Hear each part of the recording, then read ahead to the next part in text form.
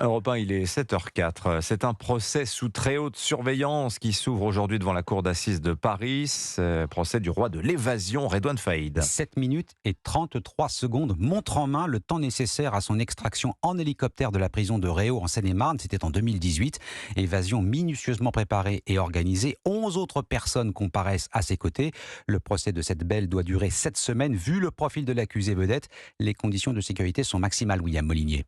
Une extraction sous blindage, mais discrète, avec des véhicules banalisés. Selon les informations d'Europe 1, tous les jours, le GIGN, l'unité d'élite de la gendarmerie nationale, ira chercher Redouane Faïd dans sa cellule de la prison de Condé-sur-Sarthe, à près de 200 km de l'île de la Cité, où se trouve le palais de justice.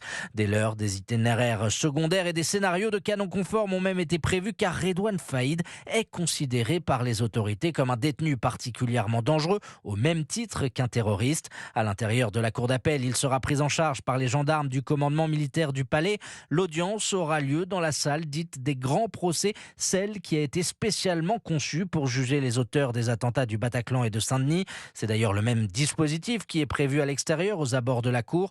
Une demi-compagnie de CRS se relaiera toutes les demi-journées. La préfecture de police enverra constamment des patrouilles dynamiques autour du site, sans coupure de circulation, sauf lorsque les escortes des accusés entreront et repartiront du palais de justice. William Molinier du service police-justice d'Europe